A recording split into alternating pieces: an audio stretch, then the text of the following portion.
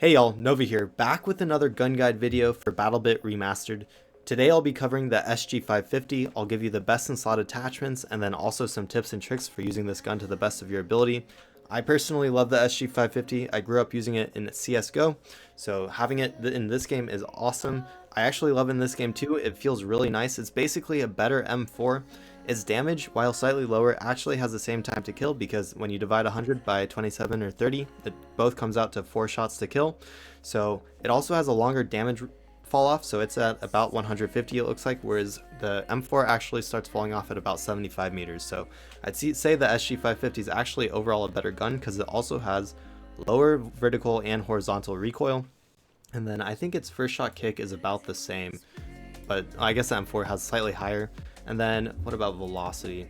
Velocity on the M4 is slightly higher, so that does mean the M4 is better in the velocity category. However, the accuracy is actually better for the SG550, and then their fire rate is about the same. So getting into our actual slots, first starting off with camouflage, put on whatever you want onto that bad boy. I hope that they come out with the Twitch skin and maybe coming, I don't know. Next, with your main sight, I'd go with the red dot. However, if you would rather run a strike fire, feel free. Apparently some people like the Cobra, I definitely don't. It's weird. It doesn't have a dot in the middle. I like having that dot to put on people's heads. You can run the aim comp, though the dot's a little bit too big. And then I think the G5 is actually a really nice sight, though I haven't unlocked it yet, so I don't know how it would feel on this gun, but I think it would feel pretty nice probably. Weirdly, some sights feel differently on different guns. I'm not quite sure why, but some sights I like the strike fire on, or sorry, some guns I like the strike fire on, some guns I don't. And so yeah, so I personally like the red dot. If you want to, you could even run a medium range scope, just because this gun has such low recoil that it actually feels usable. So you could use like the TRL 4X32. That's my favorite medium range scope just because it's a nice clean black cross. It doesn't cover up people's heads. It makes shooting people quite easy. So I personally just run the red dot though generally. Even on a long range map, it just feels more accurate than the medium range scopes. Getting into our magazine, not many options obviously. I would just go with that quick draw mag. I actually had someone comment, I'm sorry I don't remember their name, but they suggested different ammo types. I think that would be a cool thing that they could add in the future so that, you know, you could have your standard HE or explosive ammo, high penetrating, stuff like that.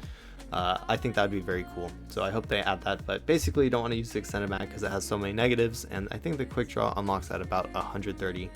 It does increase your recoil a bit, but not enough to really notice. For your underbarrel rail, run with the stubby grip when you unlock it, and then once you have it unlocked, run the B25. It is probably the best underbarrel rail attachment in the game right now, just because, you know, as you can see, look at the bottom, reload time and draw speed, it reduces it by more than any other thing. So run that underbarrel B25, and then if you're really feeling the recoil, which you shouldn't with this gun because it has no recoil anyways, you could run the SC grip, and you know, reduces your recoil on both sides. And then the vertical grip reduces your vertical recoil by a lot more, but increases your horizontal, which is harder to control anyways, so don't run that. I'd run the B25.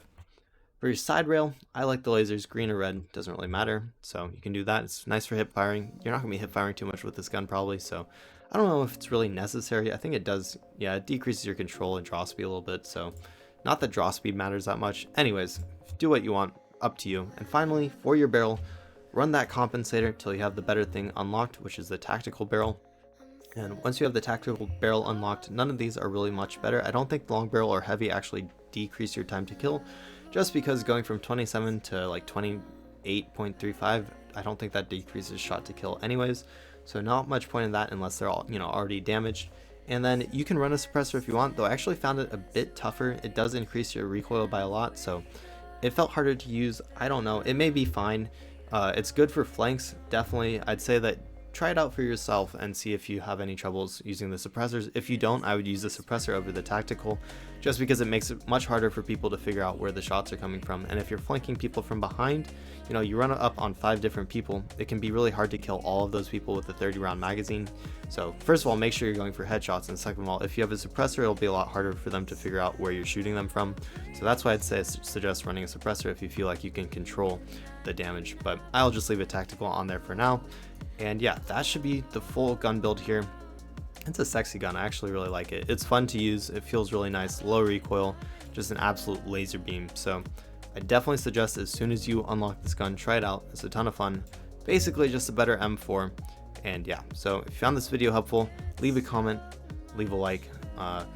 maybe comment what you want me to do my next video on. I've been making guides pretty much over everything I can think of, so maybe I'll make like a movement guide. Just let me know.